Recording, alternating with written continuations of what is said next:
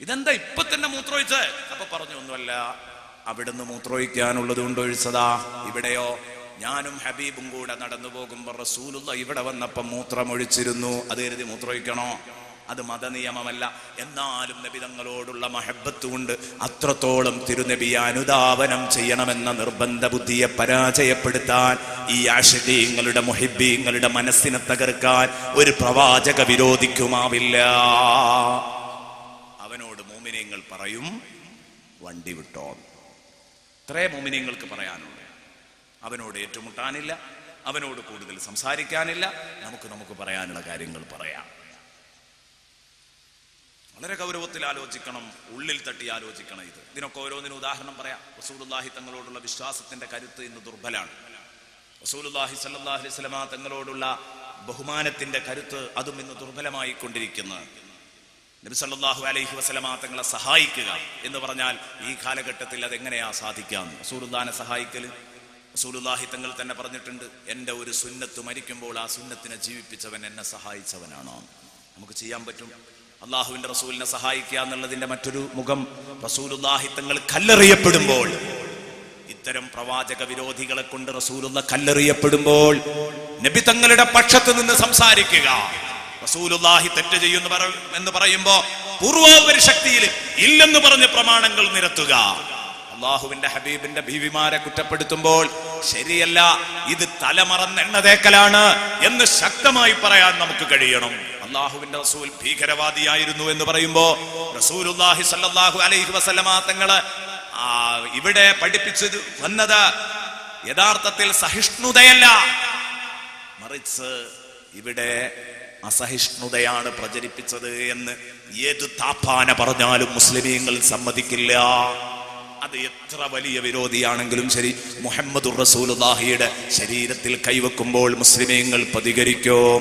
പ്രവാചക നിന്ന ഏതൊക്കെ കാലഘട്ടത്തിൽ വന്നിട്ടുണ്ടോ അന്നൊക്കെ മുസ്ലിമീങ്ങൾ ആഞ്ഞടിച്ച് ശബ്ദിച്ചിട്ടുണ്ട്. അതെ, ദേഹോപദ്രവങ്ങൾ ഏൽപ്പിക്കുന്ന ശൈലിയല്ല, മറിച്ച് മറുപടി പറയും. അള്ളാഹുവിന്റെ റസൂൽ സല്ലല്ലാഹു അലൈഹി വസല്ലമ തങ്ങളുടെ സ്നേഹം, ആ സ്നേഹം എന്താണെന്ന് എടുത്തു കാണിച്ചു കൊടുക്കും. നബി തങ്ങൾ ഭീകരവാദിയല്ല, അള്ളാഹുവിന്റെ ഹബീബ് സ്നേഹത്തിന്റെ പ്രതീകമാണെന്ന് കാണിച്ചു കൊടുക്കാൻ മുഅ്മിനീങ്ങളെ കൊണ്ടാവും. അത് മുഅ്മിനീങ്ങൾ പരിചയപ്പെടുത്തിക്കൊണ്ടിരിക്കും.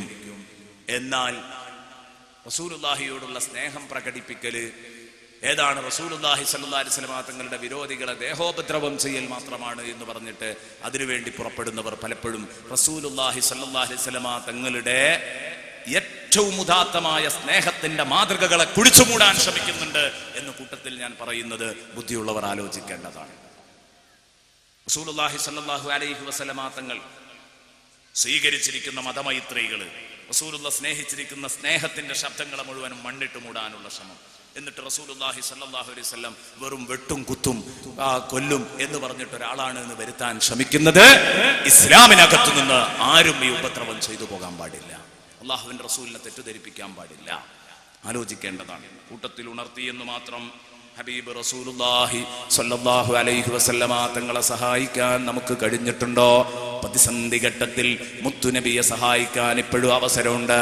പേന കൊണ്ട് പ്രതികരിക്കാം, നാക്കുകൊണ്ട് പ്രതികരിക്കാം.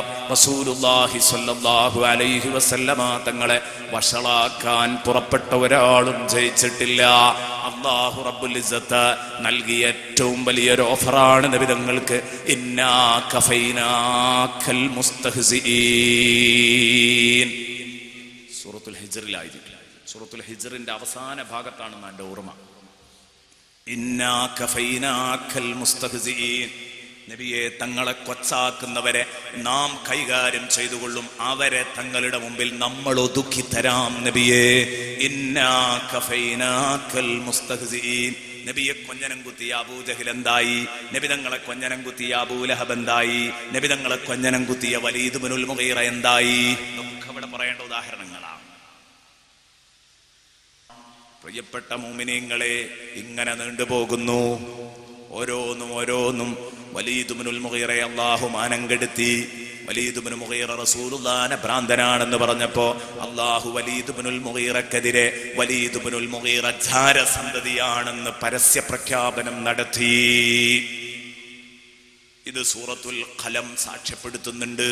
ആയത്തുകൾ കുറെ സുദീർഘമാണ്, അതുകൊണ്ട് മനഃപൂർവ്വം അതിലേക്ക് കയറി വരുന്നില്ല. അല്ലാഹുവിന്റെ ഹബീബ് സല്ലല്ലാഹു അലൈഹി വസല്ലമ തങ്ങളെ മാറ്റിവെച്ചുകൊണ്ട് നമുക്കൊന്ന് ആലോചിക്കാൻ വയ്യ.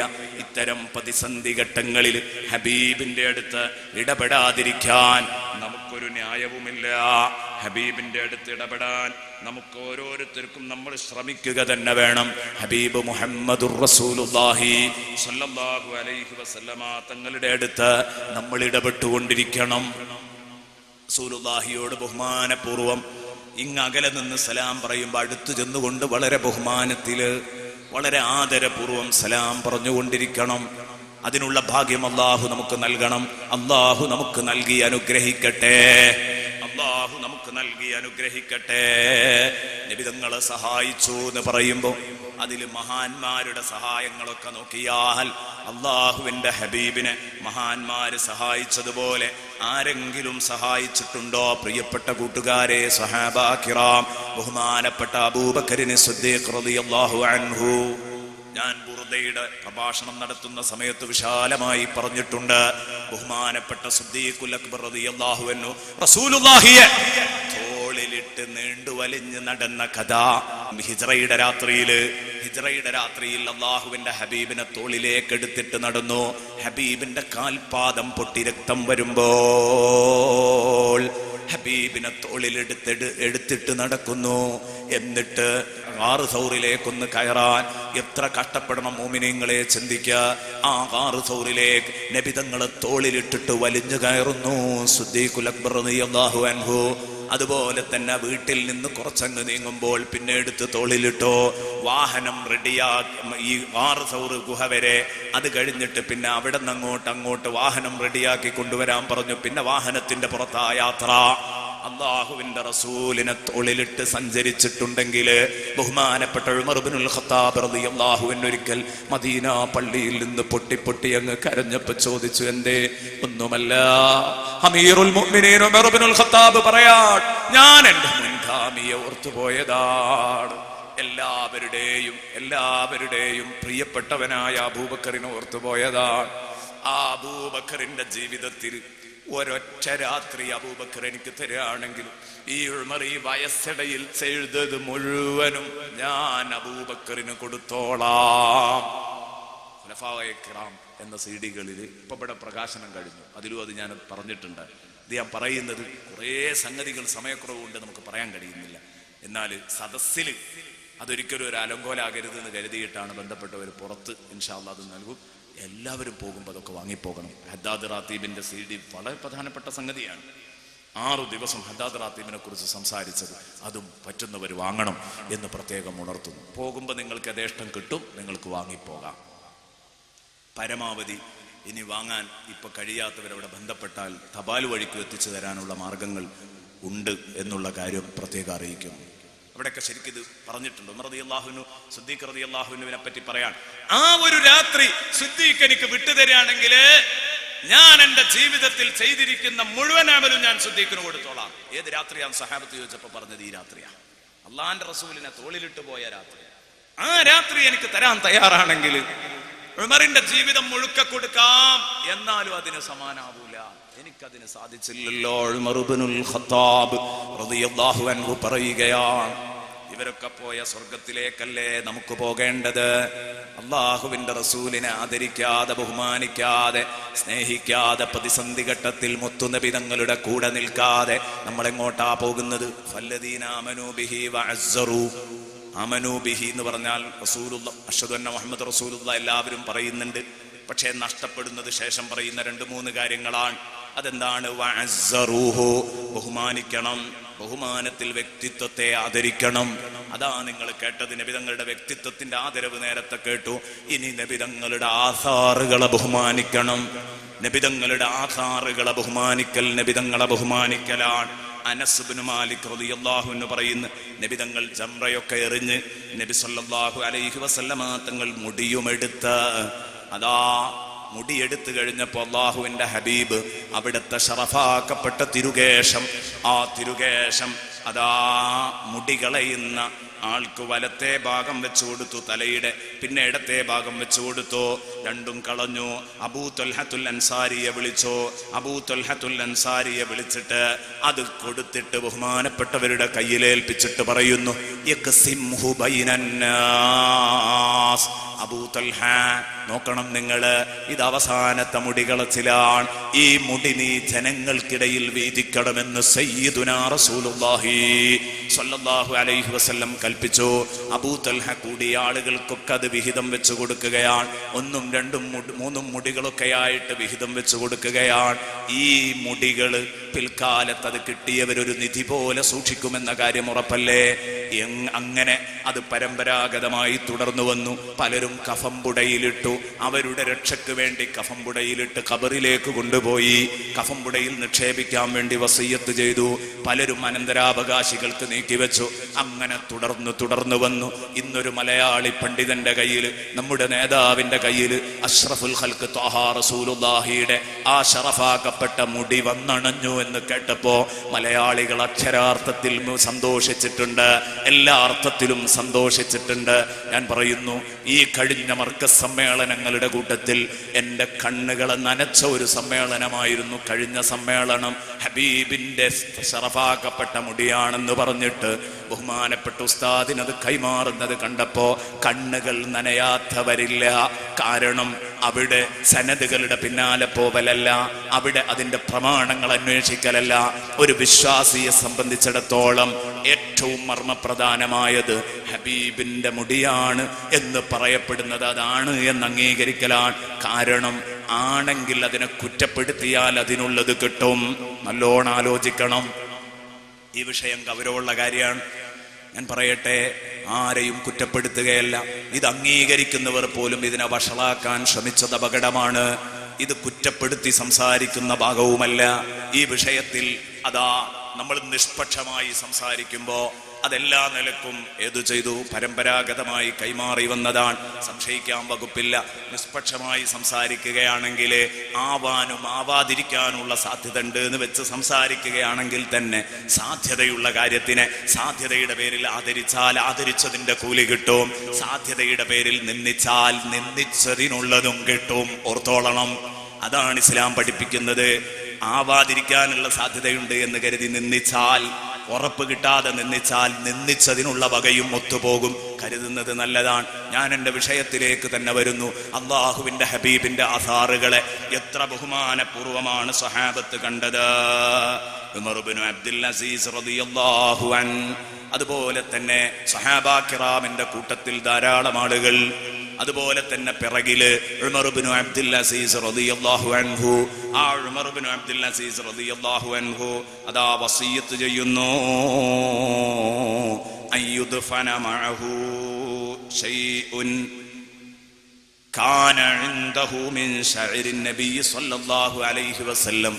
അള്ളാഹുവിന്റെ റസൂലിന്റെ ശറഫാക്കപ്പെട്ട കേശത്തിൽ തൻ്റെ അടുത്ത് സൂക്ഷിപ്പുള്ള കേശം എടുത്തിട്ട് വെക്കണം തൻ്റെ കൂടെ, അത് അടക്കം ചെയ്യണം എന്ന് വസിയ്യത്ത് ചെയ്യുകയാണ് 5ാം ഖലീഫ എന്നറിയപ്പെടുന്ന ഉമർ ഇബ്നു അബ്ദുൽ അസീസ് റളിയല്ലാഹു അൻഹു. അതുപോലെ തന്നെ ബഹുമാനപ്പെട്ടവർ പറയുന്നു,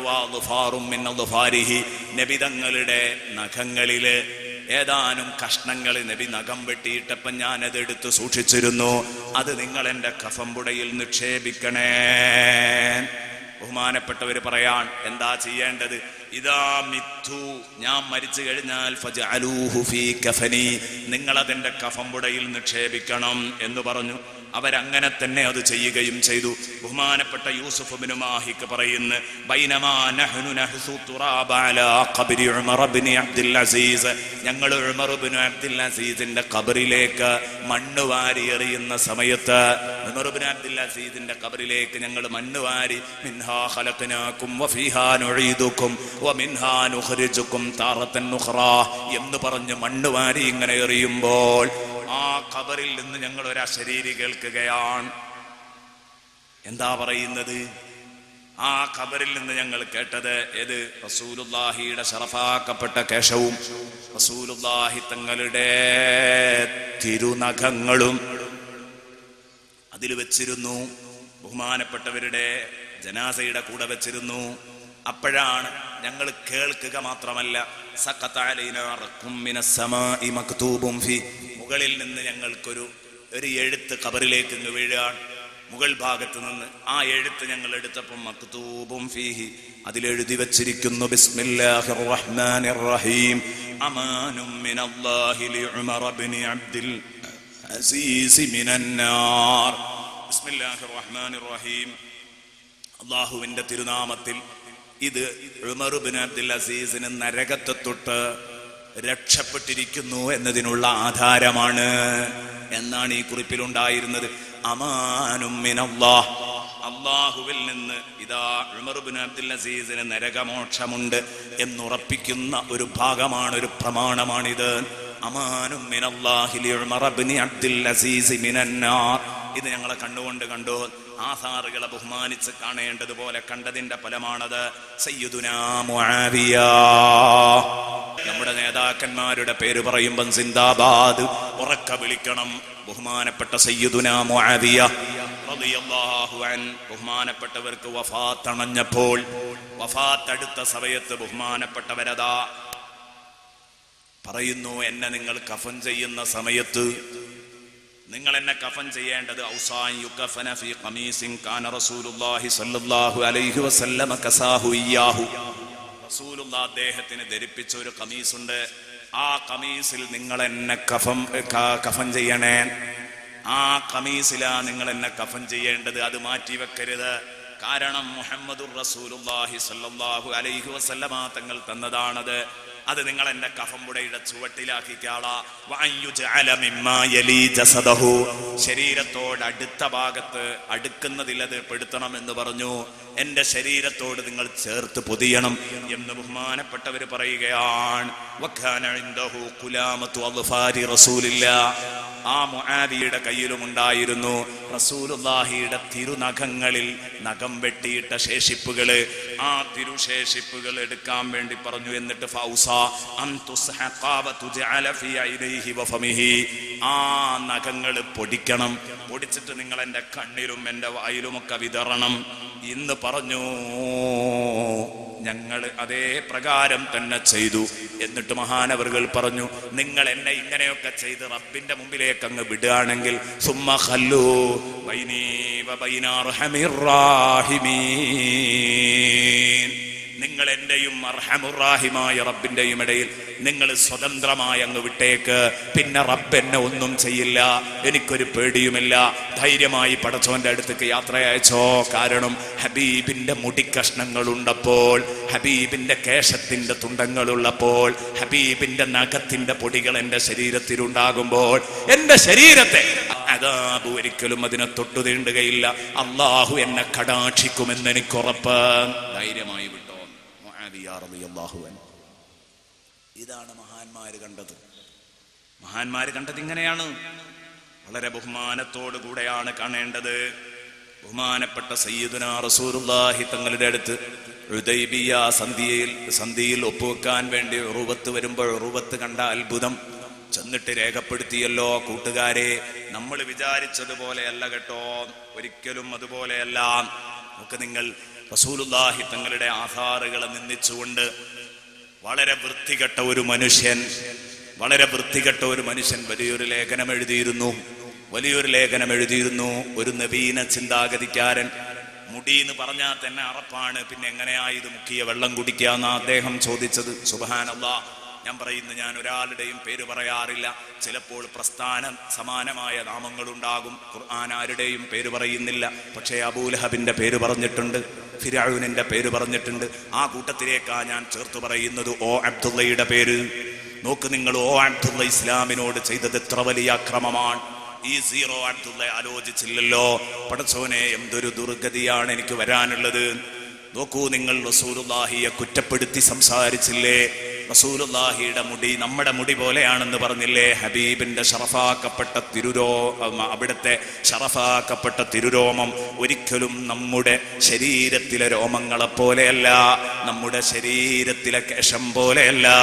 സയ്യിദുനാ റസൂലുള്ളാഹിയുടെ ശഅറേ മുബാറക്ക് അത് ആദരിക്കപ്പെടേണ്ടതാണ്. എന്നിട്ട് ഈ മുടി എന്ന് പറഞ്ഞാൽ അത് വഷളത്തരാണ്, അതൊരു വല്ലാത്ത ഒരു വെറുപ്പാണ്, അറപ്പാണ് എന്ന് പറഞ്ഞവൻ ഓർക്കണം, അവൻ എടുത്തു മറിക്കട്ടെ, ബുഖാരി എടുക്കട്ടെ. ബുഖാരിയിലായി കാണുന്നത് ഉർവത്ത് പറയാൻ, സുബ്ഹാനല്ലാഹ്, ഞാൻ കൈസർ രാജാവിനെ സന്ദർശിച്ചിട്ടുണ്ട്, കിസ്റായെ സന്ദർശിച്ചിട്ടുണ്ട്, നജാഷിയെ സന്ദർശിച്ചിട്ടുണ്ട്. അവരെ ഒന്നും അവരുടെ അനുയായികൾ ആദരിക്കുന്നത് പോലെയല്ല മുഹമ്മദിനെ ആദരിക്കുന്നത്. നിങ്ങൾക്കറിയോ, ഞാൻ കണ്ട വലിയ അത്ഭുതം, ആ വലിയ മനുഷ്യൻ വമാ തനഖമനു ഖാമതൻ, ഉർവത്ത് പറയാൻ, വമാ തനഖമനു ഖാമതൻ, ഒന്ന് കാർക്കിച്ചു തുപ്പാൻ അവസരമില്ല. കാർക്കിച്ചു തുപ്പുമ്പോഴേക്ക് ഇല്ല വഖഅതു ഫീ കഫി റജുലിൻ മിൻഹും, അവരുടെ ഏതെങ്കിലും ഒരു പ്രവർത്തകന്റെ കയ്യിൽ അത് വീണോ, ഒരനുയായിയുടെ കയ്യിലാണ് അത് വീഴുന്നത്. എങ്ങനെ ഒഴിച്ചു തുപ്പാൻ നോക്കിയാലും നൂറുകണക്കിന് കൈകൾ ഉയരുന്നു, എങ്ങനെ തുപ്പിയാലും അതാരെങ്കിലും പിടിക്കും. എന്നിട്ട് പിടിച്ചിട്ട് എന്താ പരിപാടി? ഫദലക ബിഹാ വജ്ഹഹു വജിൽദഹു, മുഖത്തും ശരീരത്തുമൊക്കെ അത് പുരട്ടുന്നു. ഏത്? റസൂലുള്ളാഹി തങ്ങളുടെ ഉമിനീര്, അല്ലാഹുവിന്റെ ഹബീബ് കാർക്കിച്ചു തുപ്പിയത്. ഇത് കേട്ടാൽ ഓ അബ്ദുള്ള ഓഖാനിക്കൂലേ? നിങ്ങളൊന്ന് ചിന്തിച്ചു നോക്ക്. ഇത് സ്വഹാബത്ത് നടത്തിയതാണ്. സ്വഹാബത്ത് റസൂലുള്ളാഹിയെ മനസ്സിലാക്കി. റസൂലുള്ളാഹിയുടെ തുപ്പുനീരിന് ദുർഗന്ധമുണ്ടാവൂല. റസൂലുള്ളാഹിയുടെ തുപ്പുനീര് നമ്മുടെ തുപ്പുനീര് പോലെയല്ല. ഇത് മനസ്സിലാക്കാൻ പറ്റാത്തത് കൊണ്ടാണ് ഇത്തരം വാചകങ്ങൾ വന്നുപോയത്. ഏതായാലും ഈമാനില്ലാത്തത് കൊണ്ടാണ് ഇത്തരം വാക്കുകൾ പറഞ്ഞു പോകുന്നത്. ആ വലിയ മനുഷ്യൻ ഉദൂ ചെയ്യുമ്പോഴേ ആ ഉദൂഇന്റെ ശിഷ്ടവെള്ളം കിട്ടാൻ തിക്കും തിരക്കുമാണ്. അതാണ് ഞാൻ കണ്ടുവന്ന ചിത്രം എന്ന് ഉർവത്ത് വന്നിട്ട് അവതരിപ്പിക്കുകയാണ്. വഇദാ തകല്ലമ ഖഫദൂ അസ്വാതഹും ഇൻദഹു, ആ നേതാവ് സംസാരിക്കുകയാണെങ്കിൽ എല്ലാവരും ശബ്ദം താഴ്ത്തി നിശബ്ദരായി അത് ശ്രദ്ധിക്കുകയാണ്. വമാ യുഹിദ്ദൂന ഇലൈഹി നദറ തഅളീമൻ ലഹു, ബഹുമാനത്തിന്റെ കടുപ്പം കൊണ്ട് ഒരാളും നബി തങ്ങളെ ഒന്ന് തുറിച്ചു നോക്കാൻ പോലും ധൈര്യപ്പെടുന്നില്ല. ഇതൊക്കെ ഞാൻ കണ്ട ചിത്രമാണ്. ഇമാം ബുഖാരിയാണ് റിപ്പോർട്ട് ചെയ്യുന്നത്. ബുഖാരിയിലും ഇത്തരം ഹദീസുകളുണ്ട്. അത് അബ്ദുള്ളയും പറഞ്ഞതാ. ബുഖാരിയിലുള്ളത് ഞാൻ കാണാഞ്ഞിട്ടല്ല, പ്രമാണങ്ങളിൽ പലപ്പോഴും ഇതൊക്കെ കണ്ടിട്ടുണ്ട്. പക്ഷെ അത് എന്നെ പോലത്തവരൊക്കെ ചെയ്യൽ സൗകര്യപൂർവ്വം അതങ്ങ് ചാടിക്കിടക്കലാണ്. അയാൾ എഴുതിയത് അങ്ങനെയാണ്. എന്നെ പോലുള്ള ആളുകൾ എന്ന് പറഞ്ഞാൽ എന്നെ പോലുള്ള ബുദ്ധിമാന്മാർക്ക് അത് ചാടിക്കിടക്കല്ലാതെ നിർവാഹമല്ല. അത് ഉൾക്കൊള്ളാൻ പറ്റില്ലെങ്കിൽ ബുഖാരി ആവട്ടെ, മുസ്ലിം ആവട്ടെ, ഖുർആൻ ആവട്ടെ, ഞാനങ്ങ് ചാടും. ഈ ചാട്ടം ചാടിയാൽ ഇയാൾക്ക് അവസാനം ദീനൊന്നും ഉണ്ടാവില്ല. പിന്നെ ദീനൊന്നും ഉണ്ടാവില്ല. അതുകൊണ്ട് മുഅ്മിനീങ്ങളോട് പറയുന്നു, റസൂലുള്ളാഹി സ്വല്ലല്ലാഹു അലൈഹി വസല്ലം തങ്ങളുടെ തിരുശേഷിപ്പുകളെ ബഹുമാനിച്ചു. അത് റസൂലുള്ളാഹിനെ ബഹുമാനിക്കുന്നതിന്റെ ഭാഗമാണ്. ഇനി റസൂലുള്ളാഹിയെ ബഹുമാനിക്കുക എന്നതിന്റെ ഭാഗമാണ് റസൂലുള്ളാഹിയുടെ അറിവ് സമ്മതിക്കൽ. റസൂലുള്ളാഹി സ്വല്ലല്ലാഹു അലൈഹി വസല്ലം തങ്ങളുടെ പരന്നു കിടക്കുന്ന അറിവ് സമ്മതിക്കൽ റസൂലുള്ളാഹി സ്വല്ലല്ലാഹു അലൈഹി വസല്ലം തങ്ങളെ ബഹുമാനിക്കുന്നതിന്റെ ഭാഗമാണ്. പണ്ഡിതന്മാർ രേഖപ്പെടുത്തുന്നു. ഇതിലും സംശയമാണല്ലോ. ഇപ്പൊ റസൂലുള്ളാഹി സ്വല്ലല്ലാഹു അലൈഹി വസല്ലം തങ്ങൾക്ക് വിശാലമായ അറിവുണ്ട് എന്ന് നമ്മൾ പറഞ്ഞാൽ അപ്പോഴേക്ക് മുഖം ചുളിക്കും. ഒരാൾ ഒരിക്കൽ പ്രസംഗിക്കുന്നത് കേട്ടു, വേദന തോന്നി. റസൂലുള്ളാഹിക്ക് ഇപ്പോ നമ്മുടെ ഇടയിലുള്ള വിഷയം പോലും അറിയുന്നതാണ് ഈ സാധുക്കൾ പറയുന്നത് എന്ന് പറയുന്നുണ്ട്. എന്ത് ചെയ്യാനാ? നിങ്ങളൊന്ന് ആലോചിച്ച് നോക്കുക. ആരാണ് റസൂലുള്ളാഹി എന്ന് മനസ്സിലാക്കാത്തതുകൊണ്ടാണുള്ളത്. ഉമ്മിയായ റസൂലുള്ളാഹി സ്വല്ലല്ലാഹു അലൈഹി വസല്ലമ തങ്ങൾ 40 വയസ്സ് വരെ എഴുതിയിട്ടില്ല, പഠിച്ചിട്ടില്ല. ഇങ്ങനത്തെ ഒരാള് ഈ ലോക വിവരങ്ങളൊക്കെ വിളിച്ചു പറഞ്ഞു പോയെങ്കിൽ അത് പഠിച്ചതിന്റെ പേരിലല്ല എന്നുള്ളത് ലോക മുസ്ലിമീങ്ങൾക്ക് മനസ്സിലാക്കിക്കൂടെ? പിന്നെ എന്താണ് അള്ളാഹുവിന്റെ റസൂലിന് ഇന്ന് നടന്നുകൊണ്ടിരിക്കുന്ന കാര്യങ്ങൾ അറിയുമെന്ന് പറയുന്നതിലുള്ള വിഷമോ? എന്താ ഇത് പറയുന്നതിലുള്ള വിഷമം? അള്ളാഹു റബ്ബുൽ ഇസ്സത്ത് അറിയിച്ചു കൊടുത്താൽ നടക്കൂലേ? നടക്കും. അല്ലാഹ് പറഞ്ഞു, വഅല്ലമക മാ ലം തകുൻ തഅലം, നബിയെ തങ്ങൾക്കറിയാത്ത സർവം അല്ലാഹ് തങ്ങളെ പഠിപ്പിച്ചില്ല തങ്ങളെ. അല്ലാഹ് പറയുന്നത് ഖുർആനിൽ. അല്ലാഹു റബ്ബുൽ ഇസ്സത്ത് സൂറത്തുൻ നിസാ 113, വഅല്ലമക മാ ലം തകുൻ തഅലം, നബിയെ തങ്ങൾക്കറിയാത്തത് മുഴുവനും തങ്ങളെ പഠിപ്പിച്ചു.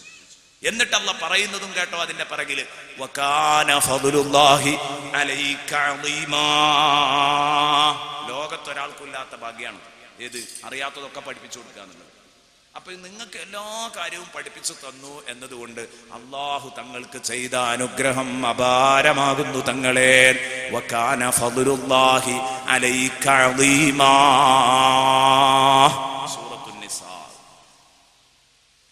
ഈ നബി തങ്ങളുടെ വിവരം പരിമിതപ്പെടുത്താൻ എന്തിനു പോവണം? അള്ളാഹുവിന്റെ ഹബീബിന്റെ അറിവിന് റേഞ്ച് നിശ്ചയിക്കാൻ പുറപ്പെടുന്ന വിവരദോഷികൾ ആലോചിച്ചോ.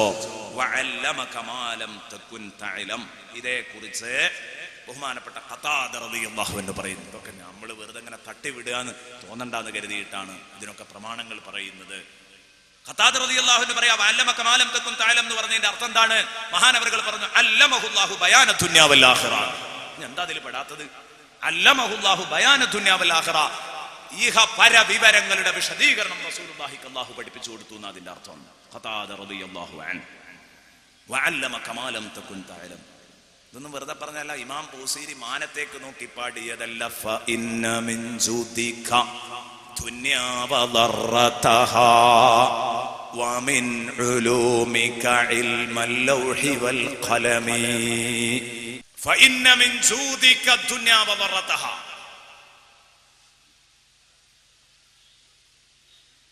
തീർച്ചയായിട്ടും നബിയെ തങ്ങളുടെ പരന്നു കിടക്കുന്ന ദാനത്തിൽ പെട്ടതാണ്.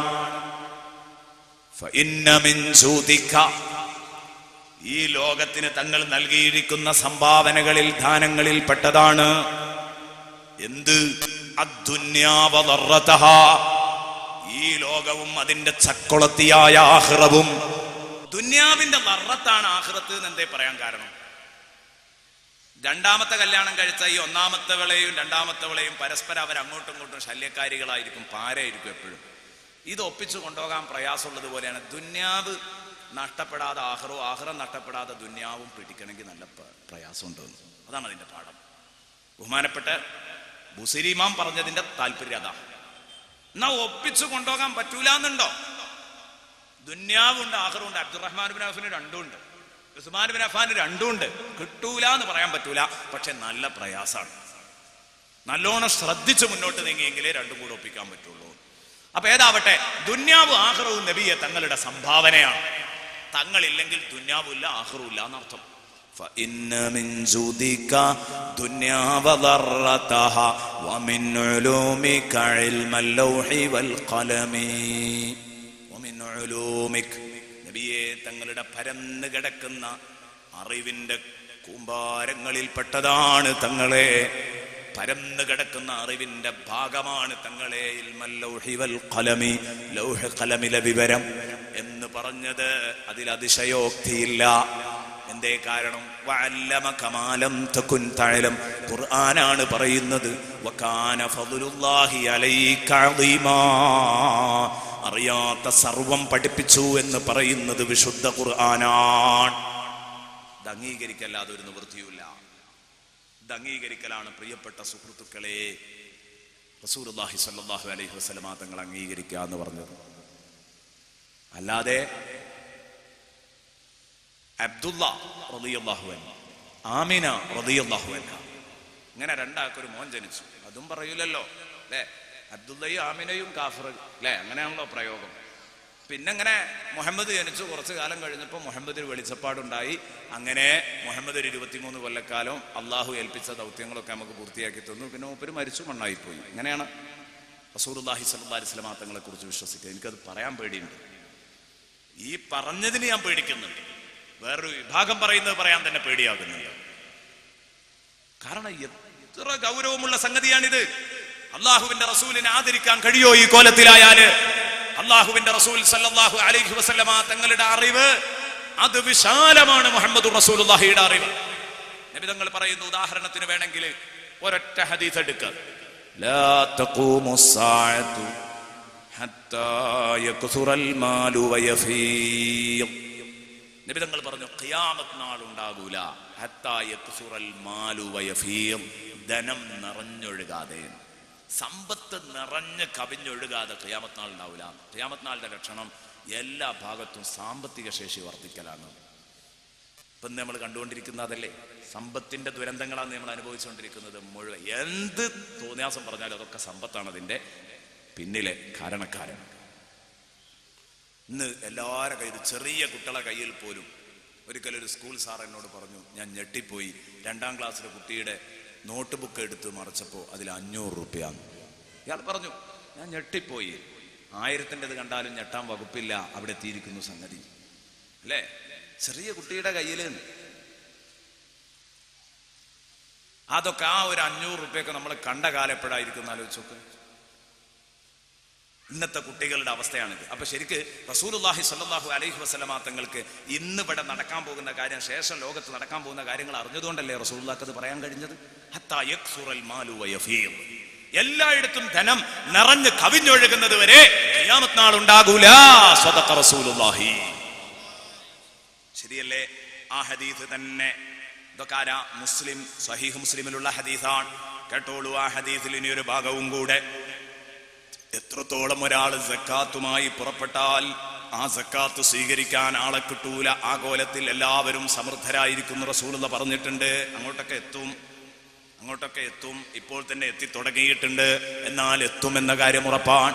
ഇനി നബി തങ്ങൾ പറയുന്നു, വഹത്താ തഊദ അർദുൽ അറബി മുറൂജം വഅൻഹാറാ.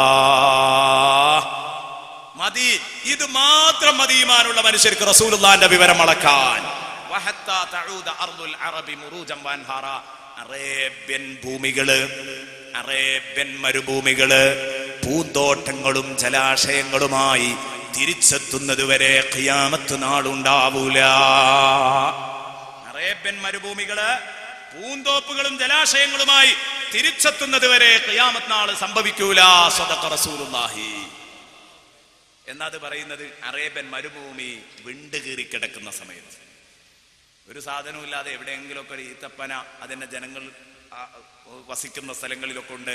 ബാക്കിയുള്ള മരുഭൂമികളൊക്കെ ഇങ്ങനെ വെറുതെ പരന്ന് കിടക്കുക, പല്ലെളിച്ച് കിടക്കുന്ന മരുഭൂമിയെ നോക്കിയിട്ട് റസൂലുള്ളാഹി പറഞ്ഞത്, ഈ അറേബ്യൻ മരുഭൂമികളൊക്കെ പൂന്തോപ്പുകളും ജലാശയങ്ങളുമായി മാറും, എന്നിട്ട് ഖിയാമത്ത് നാളുണ്ടാവും. അപ്പൊ അള്ളാഹുവിന്റെ റസൂൽ എത്ര പിറകോട്ടാ നോക്കി കണ്ടതെന്ന് നോക്ക്. ഇന്നിപ്പോ അത് ശരിയല്ലേ? ഗൾഫുകാരായ സുഹൃത്തുക്കൾ ശരിക്ക് തലയല്ല കുമ്പയടക്കം കുലുക്കി സമ്മതിക്കൂലേ ഈ യാഥാർത്ഥ്യം? ശരിയാട്ടോ ഉസ്താദേ. കാരണം എന്താ, അവർ കാണാണ് കൃത്രിമ പൂന്തോപ്പുകൾ എല്ലായിടത്തും വെച്ച് പിടിപ്പിച്ചിട്ട് അതിൽ 24 മണിക്കൂറും വെള്ളം ഇങ്ങനെ സ്പ്രേ ചെയ്തുകൊണ്ടിരിക്കുക. വെള്ളവുമായി പൂന്തോപ്പുമായി. ഇതിവിടെ പണ്ട് ഉണ്ടാകൂല എന്നുള്ള കാഴ്ചപ്പാടായിരുന്നു എങ്കിൽ അറേബ്യൻ മരുഭൂമികൾ പൂന്തോപ്പുകളായിക്കൊണ്ടിരിക്കുക. എന്നാൽ ഇത് മുഴുവനും പൂന്തോപ്പുകളാകുന്നു. സയ്യിദുനാ റസൂലുള്ളാഹി ആയിക്കൊണ്ടിരിക്കുക. ഒരിക്കലും മുൻകാലത്ത് ഇത് പറഞ്ഞാൽ സമ്മതിക്കാൻ പോലും പറ്റൂലായിരുന്നു. അപ്പൊ റസൂലുള്ളാഹി നോക്കിക്കണ്ടത് 1500 വർഷം ഇപ്പുറത്തേക്കല്ലേ? ശരി. എന്നാൽ ആ ഹദീസ് തന്നെ ഉള്ളോട്ടിറങ്ങി ആലോചിച്ചാൽ അള്ളാഹുവിന്റെ ഹബീബ് 1500 അപ്പുറത്തേക്ക് നോക്കി കണ്ടു എന്ന് മനസ്സിലാക്കാൻ പറ്റും. എന്താ കാരണം? റസൂലുള്ളാഹി പറഞ്ഞത് എങ്ങനെയാ? വഹത്താ തഊദ അർദുൽ അറബി മുറൂജം വഅൻഹാറാ. അറേബ്യൻ ഭൂപ്രദേശങ്ങള് അതാ വലിയ വലിയ പൂന്തോപ്പുകളും ജലാശയങ്ങളുമായി മാറുന്നത് വരെ ഖിയാമത്ത് നാളുണ്ടാവൂല. ഇതേക്കുറിച്ച് നബിതങ്ങൾ പറഞ്ഞത് ഹത്താ തസ്വീറ അർദുൽ അറബി മുറൂജം വഅൻഹാറാ എന്നല്ല. അറേബ്യൻ ഭൂമി പൂന്തോപ്പുകളും ജലാശയങ്ങളുമായി മാറുന്നത് വരെ എന്നല്ല. ഹത്താ തഊദ അർദുൽ അറബ്, അറേബ്യൻ മരുഭൂമി മടങ്ങിയെത്തുന്നത് വരെ, പൂന്തോപ്പുകളും ജലാശയങ്ങളുമായി മടങ്ങിയെത്തുന്നത് വരെ ഖിയാമത്ത് നാൾ ഉണ്ടാവൂല.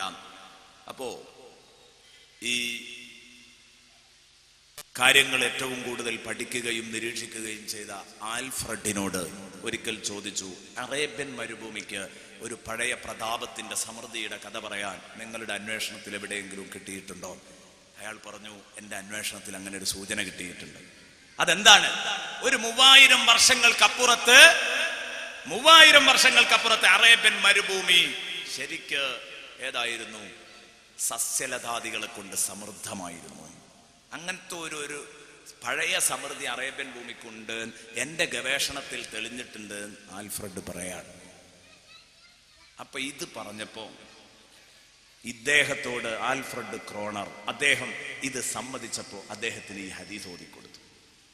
നബിതങ്ങൾ പറയാണ്, ഖിയാമത്ത് നാൾ സംഭവിക്കൂല ഹത്താ തഊദ അർദുൽ അറബ്, അറേബ്യൻ ഭൂമി മടങ്ങിയെത്തുന്നത് വരെ. മടങ്ങിയെത്താൻ മുമ്പുള്ള അവസ്ഥയിലേക്ക് എത്തുക, മുമ്പുള്ള അവസ്ഥയിലേക്ക് ജലാശയവും പൂന്തോപ്പുമായിട്ട് മടങ്ങിയെത്തുന്നത് വരെ.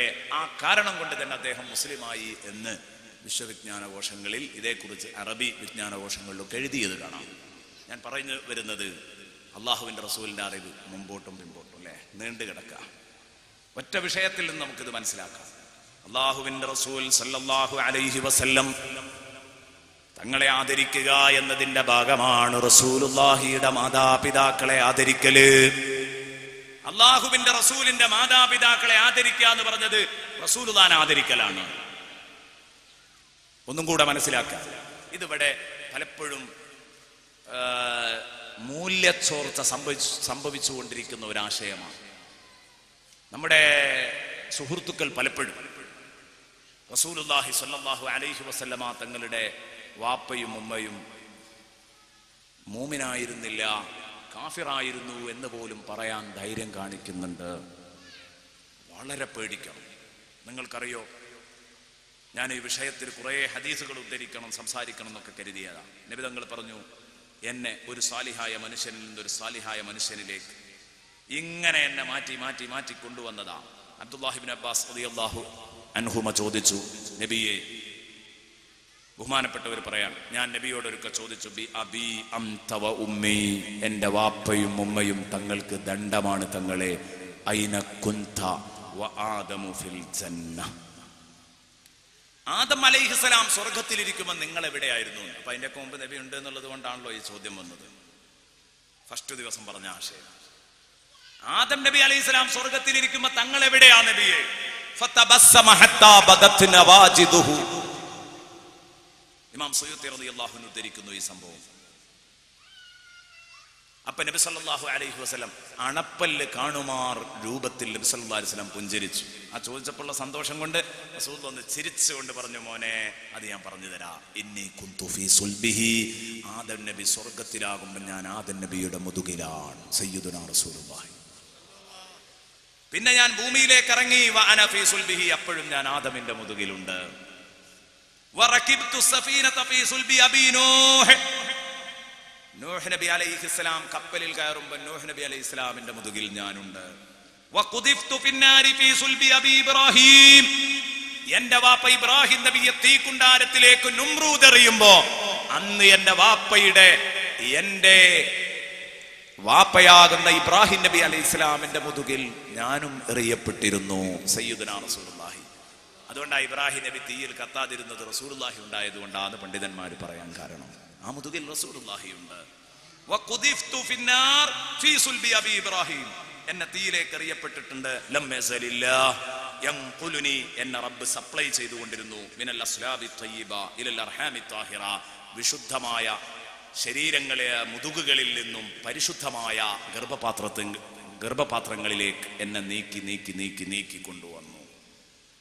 പരിശുദ്ധരായ ഉമ്മമാരുടെ വാപ്പമാരുടെ മുതുകിൽ നിന്ന് വിശുദ്ധരായ ഉമ്മമാരുടെ ഗർഭപാത്രത്തിലേക്ക് ഇങ്ങനെ നീങ്ങി ഞാൻ. അങ്ങനെ അവസാനം റസൂലുള്ള പറയുന്നു, മുസഫം മുഹദ്ദബ, സ്ഫുടം ചെയ്ത് കടഞ്ഞെടുത്ത് തെളിയിച്ച ഒരു മുത്തായിട്ട് ഞാൻ വന്നു വീണു. എവിടെയാണ് ഞാൻ വന്ന് വീഴുന്നത്? ഏറ്റവും അത്യുത്തമരായ 2 പേരുടെ മുതുകില്, ഒരാളുടെ മുതുകിലും ആ മുതുകിൽ നിന്ന് പിന്നീട് ആമിന ബീവി ഏറ്റവും അത്യുത്തമയായ ഒരു വനിതയുടെ ഗർഭപാത്രത്തിലേക്കും നീങ്ങുകയാണ്. ഞാൻ ഏതെങ്കിലും ഒരു മുതുകിലോ ഏതെങ്കിലും ഒരു ഗർഭപാത്രത്തിലോ കിടന്നിട്ടുണ്ടെങ്കിൽ തർക്കമല്ല, ഇല്ല കുന്തു ഫീ ഖൈരിഹിമാ, റസൂലുള്ളാഹി സ്വല്ലല്ലാഹു അലൈഹി വസല്ലം പറയുന്നു, ഞാൻ അതിൽ ഏറ്റവും വിശുദ്ധമായ മുതുകിലും ഗർഭപാത്രത്തിലേ കിടന്നിട്ടുള്ളൂ. ഇതൊക്കെ പറഞ്ഞിട്ട് റസൂലുള്ളാഹിന്റെ വാപ്പയുമ്മയും കാഫിറാന്ന് പറയാൻ എന്തൊരു എളുപ്പമുണ്ട്? പേടിക്കണ്ടേ? യഥാർത്ഥത്തിൽ ഇതിനെപ്പറ്റി ഒരഭിപ്രായം പറയാതിരുന്നൂടെ? അങ്ങനെ പറഞ്ഞവരുണ്ട്, ഒരഭിപ്രായം ഇതേക്കുറിച്ച് മിണ്ടാത്തവരുണ്ട്. എന്നാലും രക്ഷപ്പെടാം. ഇത് കാഫിറാണ് എന്ന് പ്രഖ്യാപിക്കുന്നത് ഏതടിസ്ഥാനത്തിലാണ്? അല്ലാഹുവിന്റെ റസൂൽ സല്ലല്ലാഹു അലൈഹി വസല്ലമ തങ്ങളുടെ വാപ്പയും ഉമ്മയും കാഫിറാ എന്ന് പറയുന്നത് എത്ര വെറുപ്പായിരുന്നു എന്നറിയോ നിങ്ങൾക്ക് അതിന്റെ ഗൗരവം ഉൾക്കൊള്ളാൻ ഞാനൊരു സംഭവം പറയാം. ദൗഫർ ഇബ്നുൽ ഫുറാത്ത് പറയുന്നു, ബഹുമാനപ്പെട്ട ഉമർ ഇബ്നു അബ്ദുൽ അസീസ് റസൂലുള്ളാഹിനെ ആദരിച്ചത് എത്ര ബഹുമാനത്തോടെയാണെന്ന് നമ്മൾ കേട്ടു. ആ ഉമർ ഇബ്നു അബ്ദുൽ അസീസിന്റെ ഭരണകാലത്ത് ബഹുമാനപ്പെട്ടവർ ഒരു മഹല്ലത്തിന്റെ ഖാദിയായ ഒരാളെ നിയമിക്കുന്നു. അയാൾ എന്ത് ചെയ്തു? മുനാഫിക്കാണ്. ഇയാൾ മുനാഫിക്കായിരുന്നു. മുനാഫിക്കാൻ തിരിയുന്നത് പിന്നെയാ. ആ താടിയുണ്ട്, തലപ്പാവുണ്ട് എന്നുള്ളതൊന്നും നിഫാക്കില്ലാതിരിക്കൂലല്ലോ. അപ്പോ നിഫാക്ക് ഉണ്ടാവാം. അപ്പൊ മുനാഫിക്കായിരുന്നു, കണ്ടാൽ ആദരിക്കപ്പെടുന്ന വേഷമുണ്ട്. അങ്ങനെ പറ്റിച്ചതാണ്, ഇയാളെ ഖാദിയാക്കി. ഇയാളുടെ ചുമതലയിൽ മറ്റൊരാൾ അസിസ്റ്റന്റ് ആയിട്ട് നിയമിച്ചു. അയാളുടെ വാപ്പ മോശക്കാരനാണ്. ആ നിയമിക്കപ്പെട്ട വ്യക്തിയുടെ വാപ്പ മോശക്കാരനാണ്. അപ്പോ നാട്ടിലൊക്കെ ചർച്ചയായി. അയാൾ കുടുംബപരമായിട്ട് പാരമ്പര്യമായിട്ട് അത്ര ഗുണമുള്ള ആളല്ല, പിന്നെ വെറുതെ പൊതു അമാനത്ത് അയാളെ ഏൽപ്പിക്കാൻ പാടില്ലായിരുന്നു എന്നൊരു ചർച്ച വന്നു. ഇത് അമീറുൽ മോമിനീൻ അഞ്ചാം ഖലീഫ അല്ല യഥാർത്ഥത്തിൽ ഉമർ ബിൻ അബ്ദുൽ അസീസ്. കുറെ കാലം കഴിഞ്ഞിട്ട് ഉമർ ബിൻ അബ്ദുൽ അസീസ് വരുന്നത്. പക്ഷേ 4 ഖലീഫമാരുടെ ചരിത്രം കഴിഞ്ഞാൽ പിന്നെ ചരിത്രം വായിക്കുന്നവർ ഒന്നിങ്ങനെ കണ്ണീറുമ്പോൾ. കാരണം ചെറിയൊരു വിഷമം ഉണ്ടാവും ചരിത്രം വായിക്കുമ്പോൾ. വടംവലികളും അധികാര വടംവലികളും മറ്റും സഹിക്കാൻ കഴിയില്ല. 4 ഖലീഫമാരുടെ ഭരണകാലം സുന്ദരമാണ്. അതുകൊണ്ട് കഴിഞ്ഞാൽ പിന്നെ പ്രശ്നം. അപ്പൊ പിന്നെ നീതിന്യായത്തോടുകൂടെ എല്ലാവർക്കും അംഗീകരിക്കാൻ പറ്റുന്ന നല്ലൊരു ഭരണം എന്നുള്ള നിലക്കാണ് ഉമർ ബിൻ അബ്ദുൽ അസീസിനെ 5ാം ഖലീഫ എന്ന് പറയുന്നത്. അപ്പൊ ഈ ഉമർ ബിൻ അബ്ദുൽ അസീസ് റളിയല്ലാഹു അൻഹു ബഹുമാനപ്പെട്ടവര് കേസിന് അതാ വിളിപ്പിച്ചു. അങ്ങനെ കേസ് വന്നപ്പം വിധി പറയാൻ വിളിപ്പിച്ചു. തടിച്ചുകൂടിയ സദസ്സിലേക്ക് ഈ ഖാദിയെ ഹാജരാക്കി. ഖാദിയോട് ചോദിച്ചു, ഞാൻ നിന്നെ ആ ഉത്തരവാദിത്വം ഏൽപ്പിച്ചിട്ട് എന്തിനാണ് നീ ആ പറയിപ്പിച്ചവന്റെ മോനെ കൊണ്ടുപോയിട്ട് നിന്റെ ഉത്തരവാദിത്വത്തിൽ ഏൽപ്പിച്ചത്? എന്നോട് പറഞ്ഞുകൂടായിരുന്നു. അപ്പൊ ഇവൻ എത്ര ആർജവത്തിലാ പറഞ്ഞത് എന്നറിയോ നിങ്ങള്? ഉമർ ബിൻ അബ്ദുൽ അസീസിനോട് പറയാണ്, ഇതൊന്ന് നിങ്ങൾ ശരിക്ക് കേൾക്കണം. ഉമർ ബിൻ അബ്ദുൽ അസീസിനോട് പറയാൻ എന്താ പറഞ്ഞത്? എന്ത് സംഭവിച്ചു? മങ്കാനാബു, അവന്റെ വാപ്പ ആരാവട്ടെ, എനിക്കെന്താ? ഇയാളുടെ ചോദ്യം. വാപ്പ ആരോ ആയിക്കോട്ടെ, എന്താ കാരണം? കാനാബുൻ നബി സല്ലല്ലാഹു അലൈഹി വസല്ലമ മുശ്രിക, അല്ലാഹുവിന്റെ റസൂലിന്റെ വാപ്പ മുശ്രിക്കായിരുന്നില്ല. എപ്പോഴാണ് ആളെ പിടുത്തം കിട്ടിയത്? ആളാരാണ്? റസൂലുള്ളാഹിന്റെ വാപ്പ മുശ്രിക്കായിരുന്നില്ലേ എന്നുള്ള ചോദ്യം കണ്ട് ചോദിച്ചപ്പോഴേ ബഹുമാനപ്പെട്ട ഉമർ ബിൻ അബ്ദുൽ അസീസിന്റെ രക്തം തിളച്ചു. ഉമർ ബിൻ അബ്ദുൽ അസീസ് അവിടുന്ന് ചോദിക്കുകയാണ്, ഫഖാല ഉമറു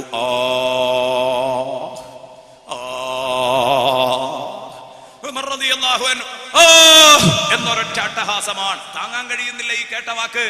അല്ലാഹുവിന്റെ റസൂലിന്റെ വാപ്പ മുശ്രിക്കാണെന്നോ? ഉടനെ തന്നെ ഉമർ ബിൻ അബ്ദുൽ അസീസ് ചോദിച്ചു, എന്താടോ ഈ പറഞ്ഞിരിക്കുന്നത്? ഉമർ ബിൻ അബ്ദുൽ അസീസ് അതാ സദസ്സിന്റെ മുമ്പിൽ വളരെ വികാരപ്പെട്ടുകൊണ്ട് ഉമർ ബിൻ അബ്ദുൽ അസീസ് ചോദിക്കുകയാണ്, എന്ത്? അവിടുന്ന് കുറച്ചു നേരം ഇങ്ങനെ മിണ്ടാതിരുന്നു. എന്താ വേണ്ടത് എന്നറിയാതെ കുറച്ചു കഴിഞ്ഞപ്പോ തല പൊക്കിയിട്ട് സദസ്സിനെ അഭിമുഖീകരിച്ചുകൊണ്ട് ഉമർ ഇബ്നുൽ ഖത്താബ് പറയാൻ, അല്ലാഹുവിന്റെ റസൂലിന്റെ വാപ്പ മുശ്രിക്കാണെന്ന് പറഞ്ഞ ഈ പഹയൻ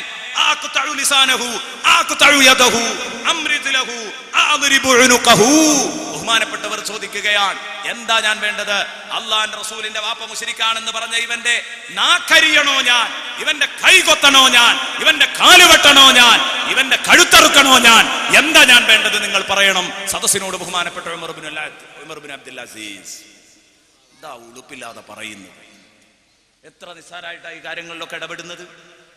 ഉമർ ബിൻ അബ്ദുൽ അസീസിന്റെ വികാരം കണ്ടില്ലേ നിങ്ങൾ? എന്താ ഞാൻ ചെയ്യേണ്ടത്? ഉമർ ബിൻ അബ്ദുൽ അസീസ് റളിയല്ലാഹു അൻഹു ചോദിക്കുകയാണ്.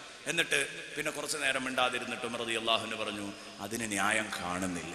കൈ വെട്ടാനും കാല് വെട്ടാനും ഒന്നും ന്യായം കാണുന്നില്ല. കൈ വെട്ടാനും കാല് വെട്ടാനും ഒന്നും ഞാൻ ന്യായം കാണുന്നില്ല.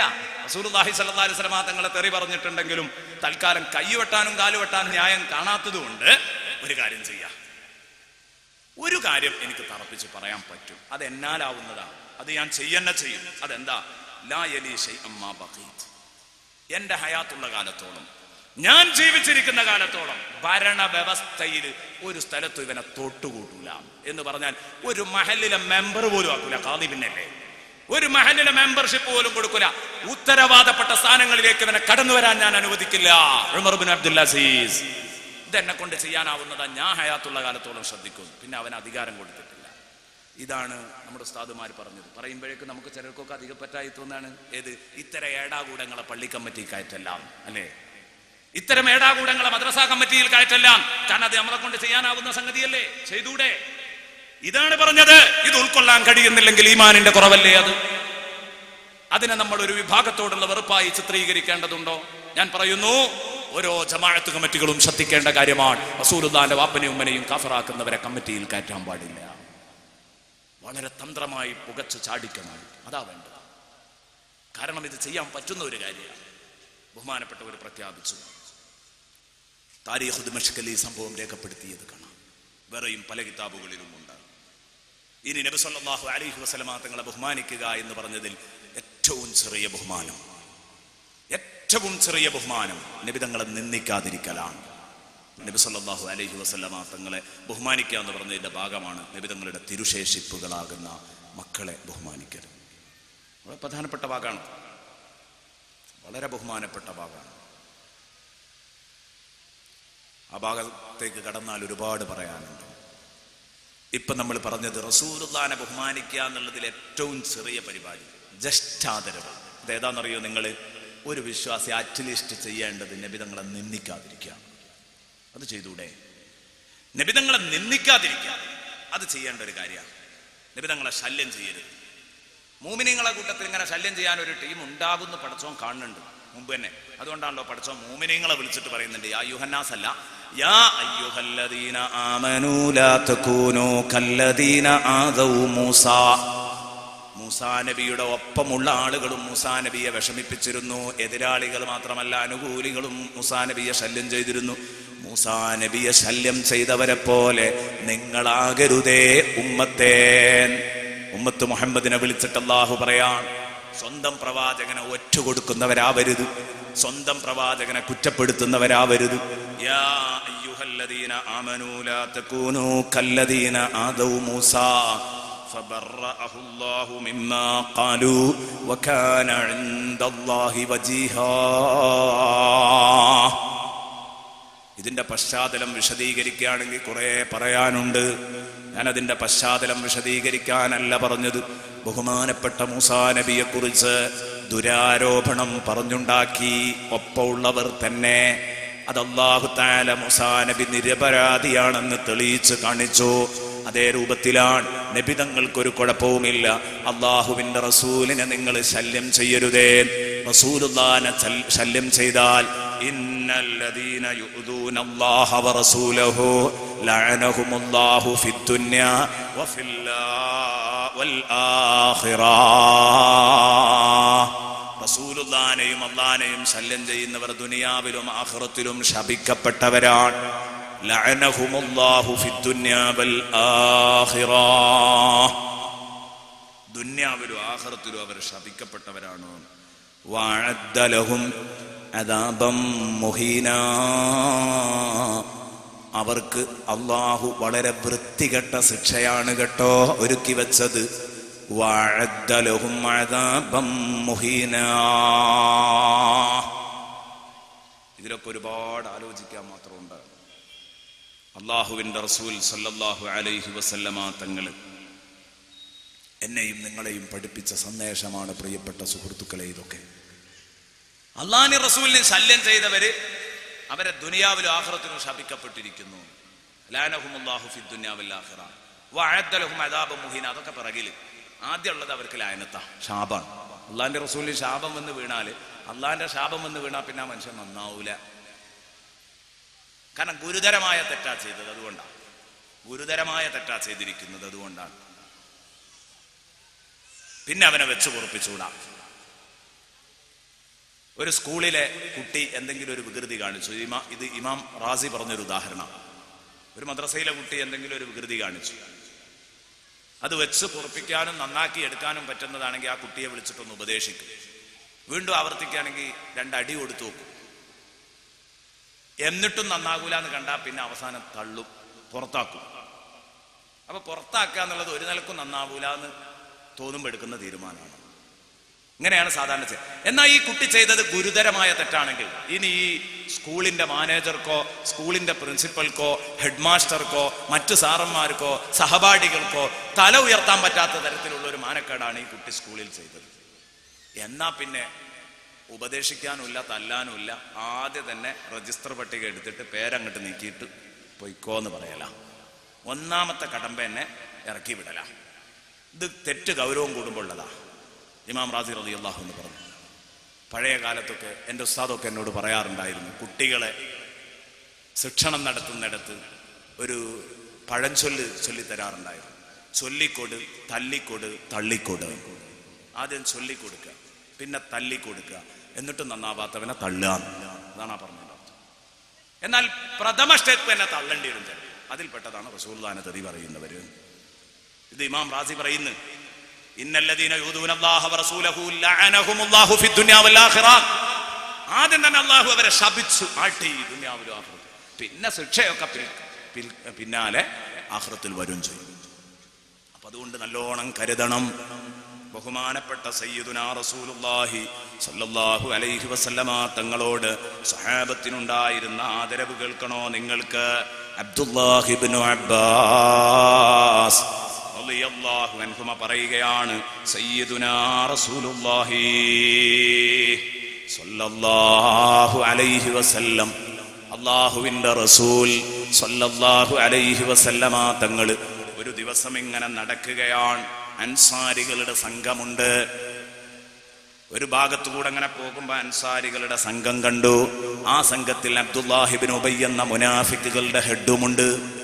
ഓനും മുസ്ലിമാന്ന് പറഞ്ഞ് ഞമ്മന്റെ ആളാന്ന് പറഞ്ഞ് ഒപ്പം നിൽക്കുന്നവനാണ്, അവനുമുണ്ട്.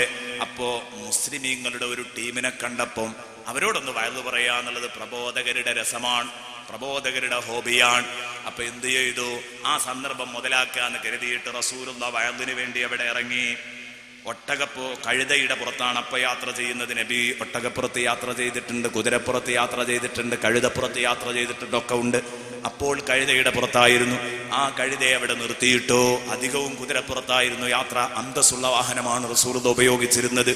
ആ കഴുതയെ അതിന്റെ അടുത്ത് കെട്ടി. എന്നിട്ട് അതാ വരുന്നു. വന്നിട്ട് ഫവഖഫ അലൈഹിം യഇദുഹും, അവർക്ക് ക്ലാസ് എടുക്കുകയാണ്, അവരോട് വഅദ് പറയുകയാണ്. കഴുതയെ തൊട്ടടുത്ത് തന്നെ വിട്ടിട്ടുണ്ട്. അതേസമയം റസൂലുള്ളാഹി അതിന്റെ അടുത്ത് നിന്നിട്ട് ഇവരോട് വഅദ് പറയാൻ.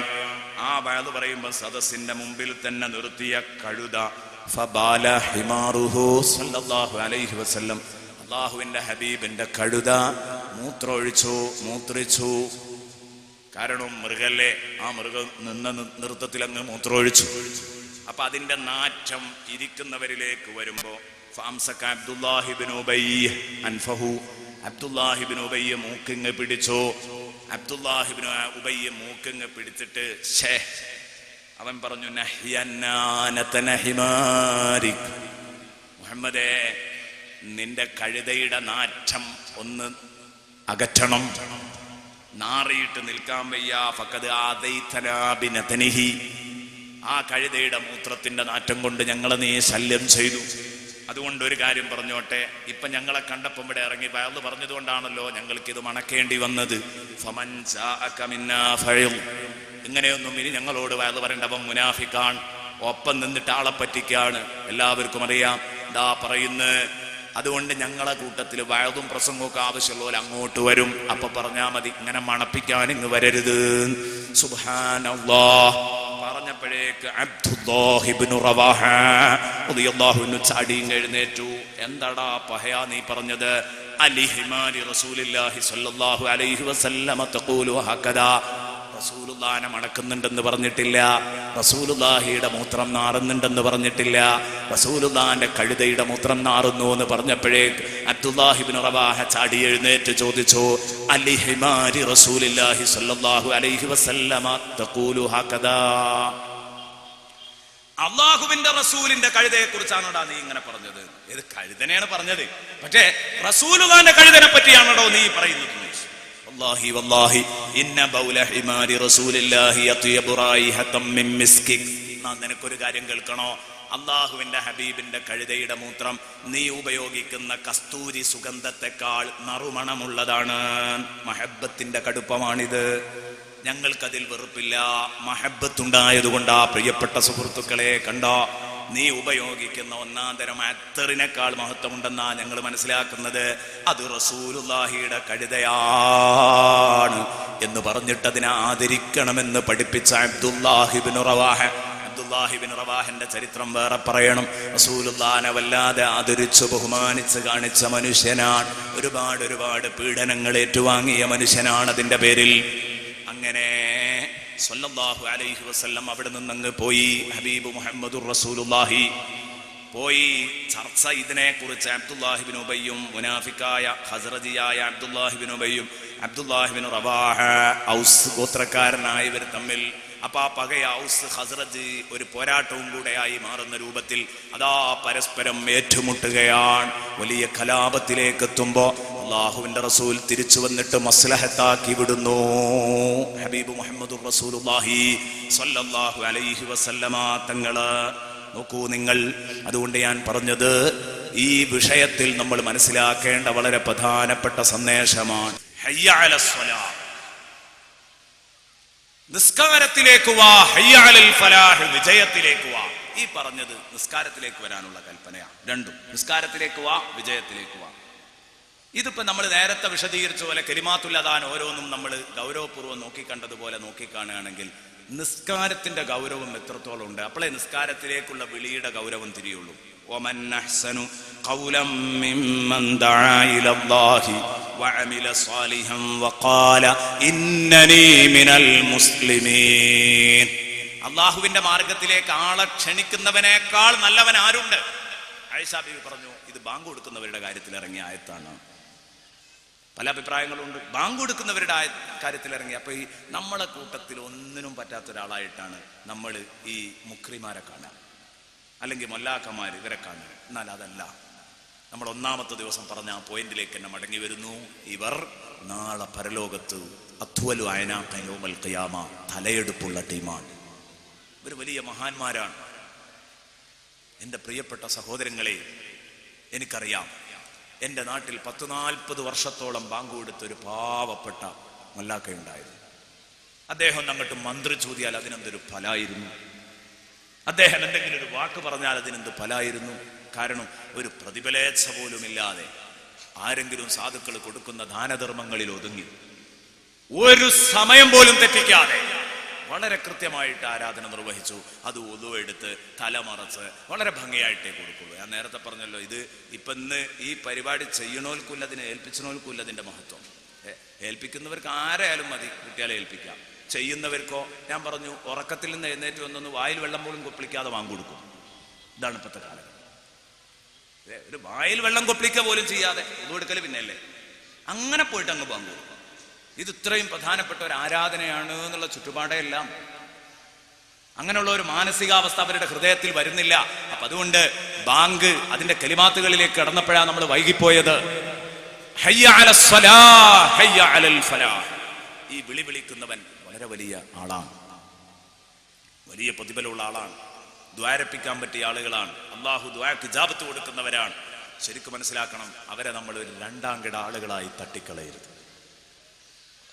എപ്പോഴും നമ്മൾ അവർക്ക് ആദരവോടെ ബഹുമാനത്തോടെ സീറ്റ് നൽകണം. നമ്മുടെ സദസ്സിലൊക്കെ അവരേറ്റവും ബാക്കിൽ എവിടെയെങ്കിലും അവരെ പുറന്തള്ളിപ്പോകുന്ന ഒരു സംഗതിയാണ് പലപ്പോഴും ഉണ്ടാവാറുള്ളത്. ആയിപ്പോകരുത്. ബാങ്ക് വിളിക്കുന്ന ആളുടെ മഹത്വം തിരിച്ചറിയുക തന്നെ വേണം. അതിന്റെ ബഹുമാനം എത്രത്തോളമാണെന്നറിയണം. ഇത് നിസ്കാരത്തിന്റെ ഗൗരവമാണ്. അതുകൊണ്ട് ആ നിസ്കാരത്തിലേക്ക് വിളിക്കുന്നതിന് മഹത്വമുണ്ടായത്. നിസ്കാരത്തിലേക്ക് വിളിക്കുന്നതിന് ഇത്രയും മഹത്വം ഉണ്ടാകാൻ കാരണം എന്താ? നിസ്കാരം വളരെ ഗൗരവമുള്ള അമലായതുകൊണ്ടാണ്. മനുഷ്യൻ ശരീരം കൊണ്ട് ചെയ്യുന്ന ആരാധനകളിൽ ഏറ്റവും പ്രധാനപ്പെട്ടത്, ശരീരം കൊണ്ട് നിർവഹിക്കുന്ന ആരാധനാ ചടങ്ങുകളിൽ ഏറ്റവും പ്രധാനപ്പെട്ടതാണ് നിസ്കാരം. അസ്വലാ.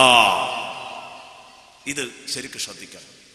ഇത് ഇന്ന് ഉമ്മത്ത് വളരെ അവഗണിച്ചിരിക്കുകയാണ്. നിസ്കരിക്കുക എന്നുള്ള പരിപാടി പലരും ഇല്ലാതെ പോകുന്ന. നിസ്കരിക്കുകയാണെങ്കിൽ കടമ നിർവഹിക്കാൻ വേണ്ടി നിസ്കരിക്കുന്നു, അതിന്റെ ഗൗരവത്തോടു കൂടെ അമല് ചെയ്യുന്നില്ല. അതുകൊണ്ട് അതിലേക്ക് വരണം. ഇനിയോ നേരത്തിനും കൃത്യത്തിനും നിസ്കരിച്ചോളണമെന്നില്ല.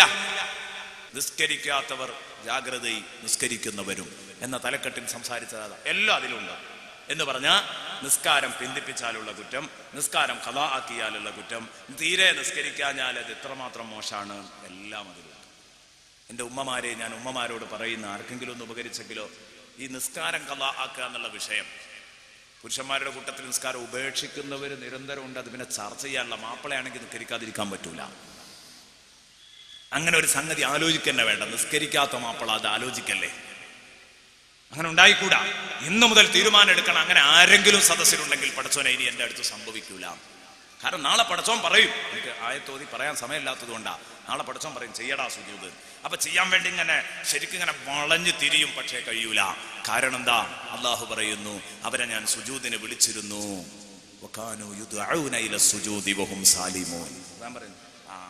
ഊര വളയുന്ന കാലത്ത് റുക്കുവും സുജൂദും ചെയ്യാൻ പറഞ്ഞിട്ട് ചെയ്തിട്ടില്ല. ഇനി അവിടെ കിടന്ന് നെളിഞ്ഞു പിരിയട്ടെ.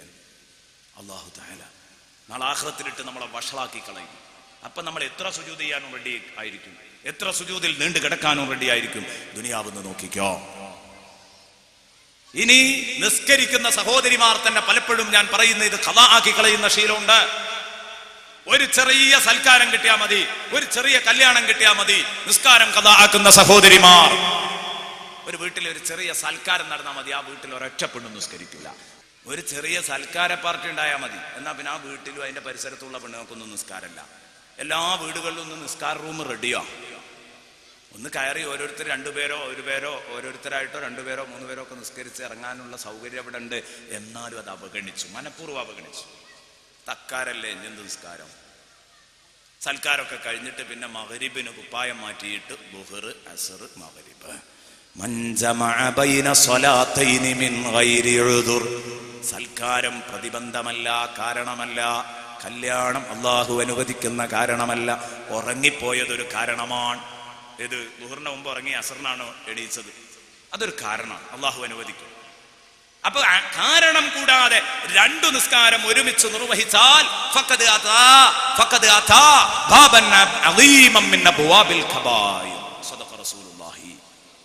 അള്ളാഹുവിന്റെ റസൂൽ പറഞ്ഞു, രണ്ട് നിസ്കാരം ഒരുമിച്ച് നിർവഹിക്കുന്നവർ മഹാപാപമാണ് ചെയ്തിരിക്കുന്നത്. വൻദോഷങ്ങളുടെ കൂട്ടത്തിൽ ഏറ്റവും വലിയ കവാടത്തെ അയാൾ സമീപിച്ചിരിക്കുന്നു. വൻദോഷങ്ങളുടെ കൂട്ടത്തിൽ ഏറ്റവും വലിയ വാതിൽക്കൽ അയാൾ ചെന്ന് നിൽക്കുന്നത് ഏത്? നിസ്കാരം രണ്ടെണ്ണം ഒരുമിച്ച് നിസ്കരിച്ചാൽ. ജമ്മും കസറും ആക്കുന്നിടത്തല്ല പറഞ്ഞത്, ഖളാ ആക്കി നിസ്കരിക്കുന്നിടത്ത്. അപ്പൊ അതുകൊണ്ട് ഖളാ ആക്കിയിട്ട് നിസ്കാരം ഒരുമിച്ച് നിസ്കരിക്കരുത്. ഖളാ ആയി പോകാതിരിക്കാൻ ശ്രമിക്കണം. അഥവാ ഖളാ ആയി പോയാൽ നിസ്കരിക്കും വേണം, വേഗം നിസ്കരിച്ച് ചുമതല ഒഴിവാക്കി വിടണം. എന്നാ രണ്ട് നിസ്കാരങ്ങൾ ഒരുമിച്ച് നിസ്കരിക്കുന്നത് വളരെ ഗൗരവപൂർവം. അങ്ങനെ ഒരവസ്ഥ ജീവിതത്തിൽ വരാതിരിക്കാൻ ശ്രമിക്കണം. പ്രിയപ്പെട്ട ഉമ്മമാരെ, ഉപ്പമാരെ, സഹോദരന്മാരെ, സഹോദരിമാരെ, ഇനി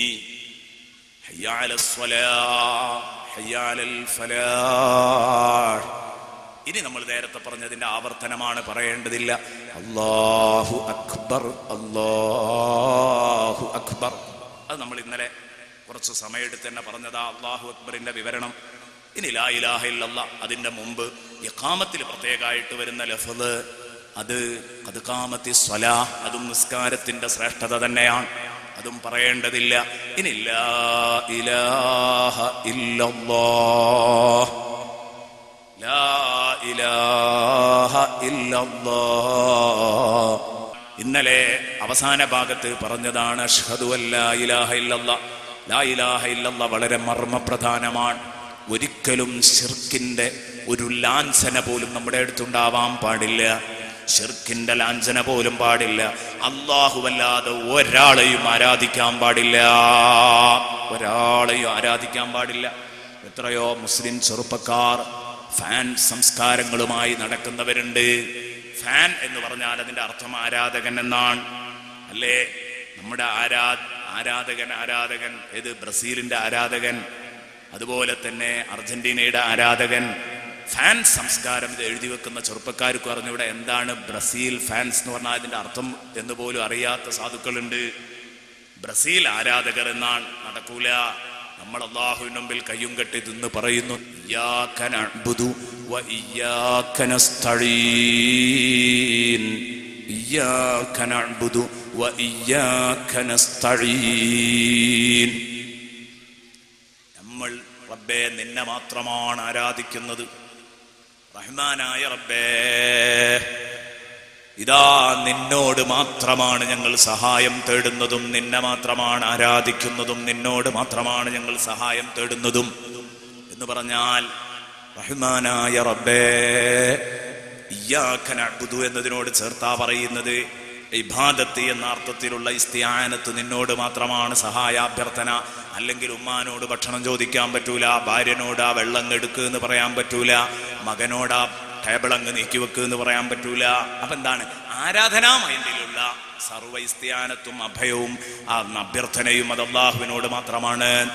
ഇത് പറയുമ്പോൾ ഒരു ചെറിയ പേടി, അവസരോചിതം പറയാണ്. എന്ത്? മുഹീദ്ദീൻ ശൈഖിനെ വിളിക്കുന്നത് ആരാധനയായി പോകോ?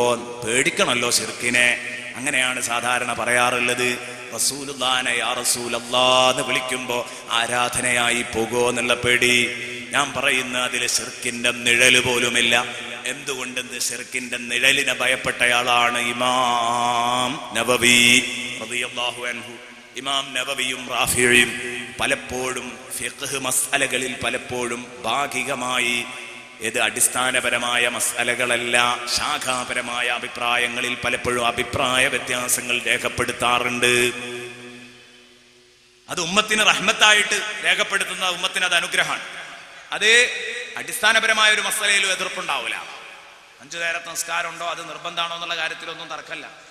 പക്ഷേ ഈ ശാഖാപരമായ കാര്യങ്ങളിൽ, ഉദാഹരണത്തിന് നിസ്കരിക്കുന്നവന്റെ മുമ്പിൽ ഒരു മറ ഉണ്ടാവണം. ആ മറ ഒരു തൂണാണെങ്കിൽ, ചുമരാണെങ്കിൽ വേണ്ട, തൂണ് പോലത്തെ ഒന്നാണ് മറയെങ്കിൽ അതിന്റെ നേരെ നടുക്ക് നിൽക്കണ്ട, വലത്തോട്ടോ ഇടത്തോട്ടോ ഒന്ന് തെറ്റി നിൽക്കാന്ന് പറഞ്ഞു ഇമാം നവവി റളിയല്ലാഹു അൻഹു. അപ്പൊ റാഫി ഇമാം റളിയല്ലാഹു അൻഹു പറഞ്ഞു, അല്ല നടുക്കന്നെ നിൽക്കണമെങ്കിൽ നിൽക്കാം. ഇതിപ്പോ ഒരു അഭിപ്രായ വ്യത്യാസമാണ്. അപ്പൊ നവി ഇമാമിനോട് ചോദിച്ചു, നിങ്ങൾ എന്തിനാ ചെറിയൊരു കാര്യത്തിന് ഇങ്ങനെ ഒരു നിർബന്ധം പറഞ്ഞു വലത്തോട്ടോ എടുത്തു? അപ്പൊ മഹാനവറുകൾ പറഞ്ഞത്, ഈ മുമ്പിലുള്ള സാധനം ഒരു വിഗ്രഹമാണെന്നെങ്ങാനും ഈ നിസ്കരിക്കുന്ന ആളുടെ മനസ്സിലേക്ക് തോന്നിപ്പോകണ്ട, എന്നാ മറ വേണാനും. അപ്പൊ അതുകൊണ്ട് ഇതൊരു ബിംബാണോ എന്ന് തോന്നിപ്പോകരുത് എന്ന് കരുതിയിട്ടാണ്. സത്യത്തിൽ വളരെ വിദൂരമായൊരു സാധ്യതയാണതല്ലേ നിസ്കാരത്തിന് മുമ്പിൽ വെച്ച മറ. അതൊരു വിഗ്രഹാന്നൊരു മൂമിന് തോന്നിപ്പോ എന്ന് പറഞ്ഞാൽ ഇത്രത്തോളം ശിർക്കിന്റെ വിദൂരമായ നിഴലിനെ പോലും ഭയപ്പെട്ടിട്ടുണ്ട് ഇമാം നബവി.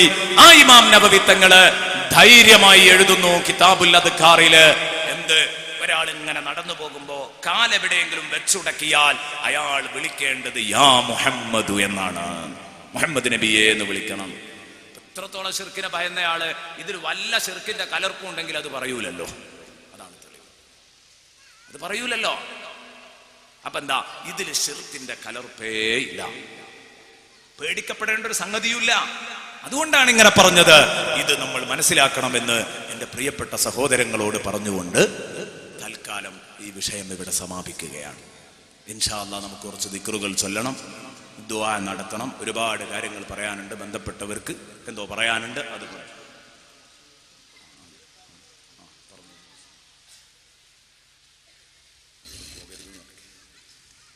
സഹോദരന്മാരെ, നമ്മുടെ തങ്ങളവറുകൾ ഇപ്പം ഇതാ തൊട്ട മുമ്പ് തിരുവത്രയിലെത്തിയിട്ടുണ്ട് എന്ന് പറഞ്ഞു. ഉടനെ ഇവിടെ എത്തും. തിരുവത്രന്ന് ഇങ്ങോട്ട് എത്താനുള്ള വഴിയേ ഉള്ളൂ. പിന്നെ മറ്റൊരു കാര്യം, നേരത്തെ സൂചിപ്പിച്ച പോലെ ഈ 4 ദിവസത്തെ പ്രഭാഷണങ്ങളെ അടിസ്ഥാനമാക്കിയുള്ള ചോദ്യാവലി സദസ്സിൽ വിതരണം ചെയ്യുന്നുണ്ട്. പ്രത്യേകം ശ്രദ്ധിക്കുക, കോപ്പികൾ പരിമിതമാണ്. കഴിഞ്ഞ 3 ദിവസവും ഇന്നും ഈ 4 ദിവസവും പരിപാടി പങ്കെടുത്ത ആളുകൾ മാത്രമേ അത് വാങ്ങാവൂ. അല്ലാത്ത ഒരാൾക്കും അത് മുഴുവൻ ആൻസർ ചെയ്യാൻ കഴിയില്ല. ഈ പ്രഭാഷണത്തെ അടിസ്ഥാനപ്പെടുത്തി മാത്രമാണ്. അതുകൊണ്ട് കഴിഞ്ഞ 3 ദിവസവും ഇന്നും പങ്കെടുത്ത ആളുകൾ മാത്രം ആ ചോദ്യാവലി കൈപ്പറ്റുക, എന്നിട്ട് അതിൻ്റെ ഉത്തരങ്ങൾ എഴുതണം എന്ന് സൂചിപ്പിക്കുന്നു. ഉത്തരം എഴുതി ഉടനെ തന്നെ തരണം. പിന്നെ ചില ആളുകൾക്ക് അതിലെ ചോദ്യങ്ങൾ എന്തൊക്കെയാണെന്ന് അറിയാൻ വേണ്ടി ഒന്ന് വാങ്ങാമെന്ന് കരുതും. അത് ഇൻഷാ അല്ലാഹ് അതിൻ്റെ റിസൾട്ട് പറയുന്ന സമയത്ത് ചോദ്യങ്ങൾ എന്തൊക്കെയാണെന്ന് ഇവിടെ വായിക്കും. അപ്പം അങ്ങനെ അറിഞ്ഞാൽ മതി എന്ന്.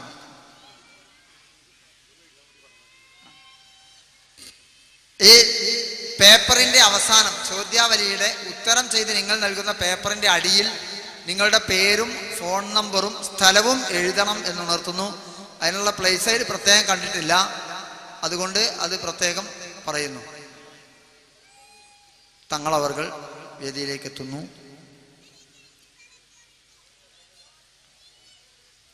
അല്ലാഹു അക്ബർ, അല്ലാഹു അക്ബർ, അല്ലാഹു അക്ബർ. ലാ ഇലാഹ ഇല്ലല്ലാഹു വല്ലാഹു അക്ബർ. അല്ലാഹു അക്ബർ വലില്ലാഹിൽ ഹംദ്.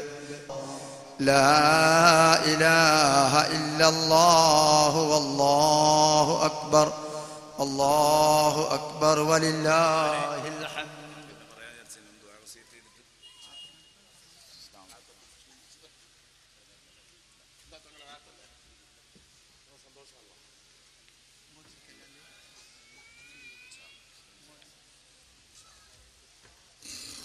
പ്രിയപ്പെട്ട സഹോദരങ്ങളെ, ഞാൻ ബഹുമാനപ്പെട്ട തങ്ങളുപ്പാപ്പ എത്താൻ വൈകും എന്ന് ധരിച്ചപ്പോൾ കുറച്ച് ദിക്ർ ചൊല്ലി ദുആ ചെയ്യാം. കാരണം ഇത്രയും നാളിൽ നമ്മൾ വിശാലമായി ദുആ ചെയ്തിട്ടില്ല എന്ന് കരുതി അതിനുവേണ്ടി ഒരുങ്ങിയതാണ്. പക്ഷേ ബഹുമാനപ്പെട്ട തങ്ങളെത്തിയതുകൊണ്ട് ഇതുവരെ നമ്മൾ പറഞ്ഞ ആശയം ഒന്നും കൂടെ ഗൗരവത്തിലെടുക്കുക. നബി സല്ലല്ലാഹു അലൈഹി വസല്ലമ തങ്ങളെ ആദരിക്കുന്നതിൻ്റെയും ബഹുമാനിക്കുന്നതിൻ്റെയും ഭാഗമാണ് ഹബീബിൻ്റെ തിരുകുടുംബത്തെ ആദരിക്കൽ. തിരുശേഷിപ്പുകളിൽ ആധാറുകളിൽ ഏറ്റവും പ്രധാനപ്പെട്ടത് ഹബീബിൻ്റെ തിരുകുടുംബമാണ്. അതുകൊണ്ട് തന്നെ അഹ്ലു ബൈത്ത് അത് നൂഹ് നബി അലൈഹിസ്സലാമിൻ്റെ കപ്പൽ പോലെയാണ് എന്ന് റസൂലുള്ളാഹി സ്വല്ലല്ലാഹു അലൈഹി വസല്ലം പഠിപ്പിച്ചു. നമുക്ക് വലിയൊരു ഭാഗ്യമാണ് ഈ റമദാനിൽ വീണ് കിട്ടിയിരിക്കുന്നത്. ബഹുമാനപ്പെട്ട സയ്യിദ് അവറുകളുടെ കരം പകരാനും നമ്മുടെ സങ്കടങ്ങൾ പറയാനൊക്കെ ഉള്ള നല്ല ഒരു അവസരം. അതുകൊണ്ട് ഇനി ഞാൻ പ്രാർത്ഥനയിലേക്ക് കടക്കുന്നില്ല. നിങ്ങളോട് 4 ദിവസം സംസാരിച്ച സ്ഥിതിക്ക് ഒന്ന് യാത്ര ചോദിക്കുക എന്ന നിലക്ക് മാത്രമാണ് നിങ്ങളെ അഭിസംബോധനം ചെയ്യുന്നത്. ഞാൻ പറഞ്ഞു ബാങ്ക് വിളിച്ചതാണ്, അപ്പൊ ഇനി കൂടുതൽ നീട്ടിക്കൊണ്ടുപോകുന്നത് ശരിയല്ല എന്ന് മനസ്സിലാക്കിക്കൊണ്ട് ബഹുമാനപ്പെട്ട തങ്ങൾക്ക് വേണ്ടി വേദി ഒഴിഞ്ഞു കൊടുക്കുന്നു. ബഹുമാനപ്പെട്ട സയ്യിദ് അവറുകൾ നിങ്ങളെ സംബന്ധിച്ചിടത്തോളം നിങ്ങളുടെ ജില്ലയുടെ ഖാദിയും കൂടെയാണ്. അല്ലാഹു റബ്ബുൽ ഇസ്സത്ത് അവരും അവരുടെ കുടുംബവും ഇന്ന് കേരളത്തിൽ നടത്തിക്കൊണ്ടിരിക്കുന്നത് വലിയ ഒരു സംഗതിയാണെന്ന് നമുക്കറിയാം. അവർ മാത്രമല്ല, ആ വാപ്പയുടെ ഒരു ഭാഗ്യം ഞാൻ പലപ്പോഴും ആലോചിക്കാറുണ്ട്. ബഹുമാനപ്പെട്ട തങ്ങളും അവരുടെ അനുജന്മാരും ജ്യേഷ്ഠന്മാരും എല്ലാവരും ദീനീ രംഗത്ത് നിറഞ്ഞു നിൽക്കുകയാണ്. പലപ്പോഴും ഇതിന് ഭാഗ്യം കിട്ടുന്ന അഹ്ലു ബൈത്തുകൾ വളരെ കുറവാണ്. അതുകൊണ്ട് ഇൽമുമായി ബന്ധപ്പെട്ട് ദീനിന്റെ ഖിദ്മയുമായി ബന്ധപ്പെട്ട് ദുആ നേതൃത്വം മജ്ലിസുകൾക്ക് നേതൃത്വം നൽകി മുന്നോട്ട് പോകുന്ന ഇവർ എല്ലാവരും നമുക്ക് വലിയ ഒരു തണലാണ്. അതുകൊണ്ട് ആ കുടുംബത്തിന് മുഴുവൻ അല്ലാഹു ഇസ്സത്ത് നൽകട്ടെ. ആരെ എടുത്തു നോക്കിയാലും എല്ലാവരും നമ്മുടെ സദസ്സുകളിൽ നിറഞ്ഞു നിൽക്കുന്നവരാണ്. പ്രത്യേകിച്ച് നമ്മുടെ മുമ്പിൽ വന്നിരിക്കുന്ന ബഹുമാനപ്പെട്ട ഖലീൽ തങ്ങള് അള്ളാഹു പ്രത്യേകം അനുഗ്രഹിച്ചിട്ടുണ്ട്. അള്ളാഹു ആ ഭാഗ്യം നിലനിർത്തട്ടെ, ആമീൻ എന്ന് ദുആ ചെയ്യുന്നു. തങ്ങളുടെ ബർക്കത്തുകൊണ്ട് നാളെ സ്വർഗത്തിൽ ഈ ഒത്തുകൂടിയതുപോലെ റമദാനിന്റെ ഹക്ക് ജാഹ് ബർക്കത്തുകൊണ്ട് പടച്ചോനെ ഞങ്ങൾക്ക് ഒത്തുകൂടാൻ നീ തൗഫീഖ് നൽകണേ അല്ലാ, നീ തൗഫീഖ് നൽകണേ അല്ലാ. ഞങ്ങളുടെ സാദാത്യങ്ങളുടെ ഉസ്താദുമാരുടെ ബർക്കത്തുകൊണ്ട് പടച്ചവനെ നാളെ ഞങ്ങളെ നീ സ്വർഗത്തിൽ റസൂലുള്ളാഹിയുടെ സാന്നിധ്യത്തിൽ ഒരുമിച്ച് കൂട്ടണേ അല്ലാ, ഒരുമിച്ച് കൂട്ടണേ അല്ലാ, ഒരുമിച്ച് കൂട്ടണേ അല്ലാ എന്ന് പ്രത്യേകം ദുആ ചെയ്തുകൊണ്ട് തൽക്കാലം അവസാനിപ്പിക്കുകയാണ്. 4 ദിവസം നിങ്ങളുമായി സംസാരിച്ചു. ബാങ്കും ഇഖാമത്തും എന്ന വിഷയമാണ് ഇവിടെ സംസാരിച്ചത്. അതിൻ്റെ മസ്അലകള്, നിയമവശങ്ങള്, ആ ബാങ്കിൻ്റെ കലിമത്തുകളുടെ അർത്ഥതലങ്ങള് എല്ലാം വിശദീകരിച്ചു, നാം സംസാരിച്ചു. കുറഞ്ഞ കാര്യങ്ങളെ പറയാൻ കഴിഞ്ഞിട്ടുള്ളൂ, കാരണം വിഷയം പരന്നു കിടക്കുകയാണ്, സമയം കുറവുമായിരുന്നു. അതുകൊണ്ട് ഇന്ന് അൽഹംദുലില്ലാ തങ്ങളുപ്പാപ്പ കുറച്ച് വൈകി എന്നത് നമുക്ക് അനുഗ്രഹമാണ്. നമ്മുടെ വിഷയം ഏകദേശമെങ്കിലും നമുക്ക് പറയാൻ പറ്റി എന്നൊരു സന്തോഷം അതിലുണ്ട്. അതുകൊണ്ട് എല്ലാവരും ഇന്ന് മുതൽ ബാങ്കും ഇഖാമത്തും അതിനൊരു ചെറിയ കാര്യമായി തള്ളിക്കളയരുത്. അത് കൊടുക്കുന്നവരെ ചെറുതായി കാണരുത്. അവരൊക്കെ വലിയവരാണ്, വലിയ മഹാന്മാരാണ്. ഈ 4 ദിവസവും നമ്മൾ കേട്ടത് അതാണ്. ബാങ്കിന് ഇജാബത്ത് ചെയ്യാൻ പെണ്ണുങ്ങൾ പോലും വിട്ടുപോകരുത്. 10 ലക്ഷം ദറജ പ്രതിഫലമുണ്ട് ഓരോ അക്ഷരത്തിനും ബാങ്കിന് ഇജാബത്ത് ചെയ്യുമ്പോൾ എന്ന് റസൂലുള്ള പഠിപ്പിച്ചതാണ്. പുരുഷനാണെങ്കിൽ 20 ലക്ഷമുണ്ടെന്നും കേട്ടു. ഇതൊക്കെ കേട്ടിട്ട് ഇനിയും ഉമ്മമാരെ നിങ്ങൾ ബാങ്കിന് ഇജാബത്ത് ചെയ്യാതിരിക്കരുത്. എൻ്റെ പ്രിയപ്പെട്ട ഉപ്പമാരെ ഇനിയും ബാങ്ക് കേൾക്കുമ്പോൾ ശബ്ദകോലാഹലങ്ങളിൽ ഇടപെടരുത്. അള്ളാഹുവിൻ്റെ ശിആറുകളെ ബഹുമാനിക്കണം എന്ന് മാത്രം പറഞ്ഞുകൊണ്ട് എനിക്ക് വേണ്ടി, സാധുവായ എനിക്ക് വേണ്ടി നിങ്ങൾ ദുആ ചെയ്യണം.